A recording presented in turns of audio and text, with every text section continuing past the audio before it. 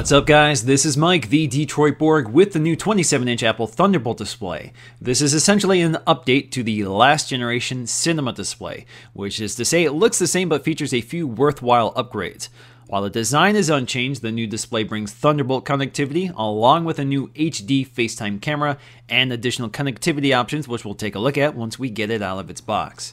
Around the box we'll see its primary function highlighted, which is to act as an external display for a MacBook, although it can connect to any Mac equipped with a Thunderbolt port. So for right now, that includes the MacBook Pros, MacBook Airs, the Mac Mini, and the iMac. We're still waiting on the Mac Pro to get its update.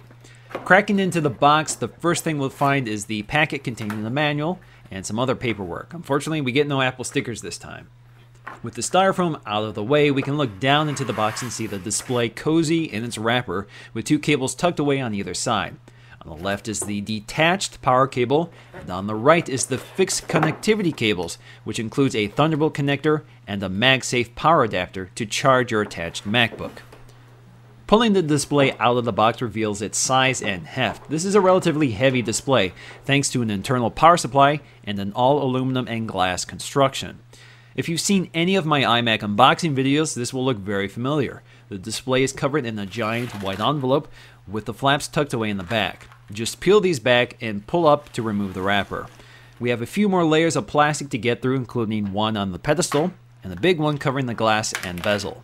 It's worth pointing out that they put the Energy Star logo on the wrapper, so this is an Energy Star compliant device, but of course Apple doesn't want to clutter its products with any labeling, so they do let you know this is an Energy Star product, but they don't want it permanently fixed to the display. So with the wrappers removed, let's take a closer look at the design and features.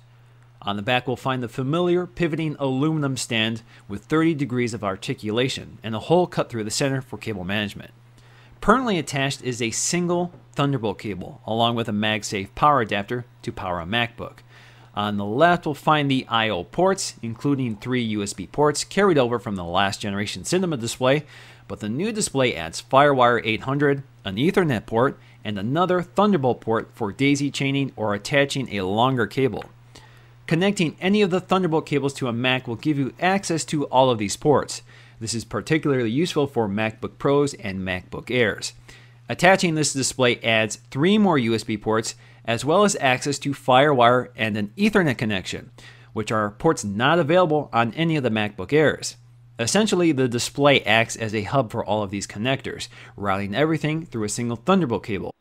Noticeably absent at the other corner is a power button, which is what you would expect on an iMac. In the display's case, power is managed by the attached Mac, so it powers on only when the Mac requests it.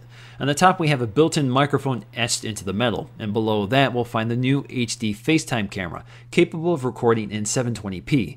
Also beside the camera is an LED indicator and an ambient light sensor, which will adjust the display's optimal brightness based on the lighting conditions of the room. Now next up, we're going to take a look at the performance of the HD FaceTime camera built into the Thunderbolt display, as well as the built-in microphone. So this entire test is recorded with both of those built-in elements. This is recording in 720p, and the performance is very similar to the MacBook Pro and the iMac. This is better than the MacBook Air, which has a VGA FaceTime camera. So if you attach this to a MacBook Air, you can select the display's camera if you would like to use that instead. Now this camera doesn't have autofocusing, so if I grab this water bottle and approach the camera, you can see it falls out of focus maybe within 6 inches of the camera. It's very close, unnaturally close, and I don't think it's going to be a big issue. It does have auto exposure, which you just saw there, so it adjusts the brightness of the scene. So if I put my hand in front, remove it, well, it didn't work too well. Try again. Move it away, and you can see the darks of the scene brighten up. The display also has a built-in 49-watt 2.1 speaker system with a 1-inch subwoofer, which fires down onto the desktop and reflects back to the user. The speaker system is surprisingly clear and dynamic, sounding noticeably better than the system in my 27-inch iMac.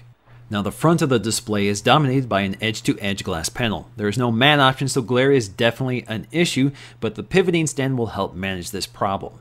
The panel itself is a 16:9 LED backlit IPS LCD display from LG with a resolution of 2560 by 1440.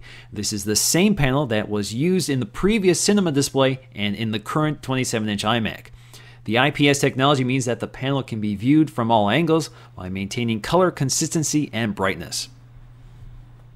Now, when you connect the display to a Mac, the display automatically powers on. If you're attaching a MacBook or iMac, the Thunderbolt display will automatically be treated as a second desktop to which you can drag items, or you can mirror the displays to show the same desktop on both monitors. If you're operating in extended mode, you can identify the physical location of the monitor versus that of your MacBook or iMac, so this makes dragging and dropping items between the desktops more logical. By default, audio from the MacBook will go through the display speakers, but you can change this under sound settings. If you're operating in extended mode on the MacBook, closing the lid will transfer your desktop to the display and you can continue working while the MacBook is closed, assuming of course you have attached a keyboard and mouse. Now, I primarily purchased the Thunderbolt display as a second monitor for my iMac, although it may become a monitor for a Mac Pro in the near future. Both the iMac and displays share the same LCD panel, so the quality and resolution is identical. Unfortunately, the displays are not at the same height, which might cause some problems for some users. Overall, I'm very impressed by the display. It shares the same glass and aluminum unibody design of the iMac, but in a thinner and more elegant package. Add a class-leading 27-inch LCD panel with Thunderbolt connectivity options, and you have an unbeatable solution for any Mac user.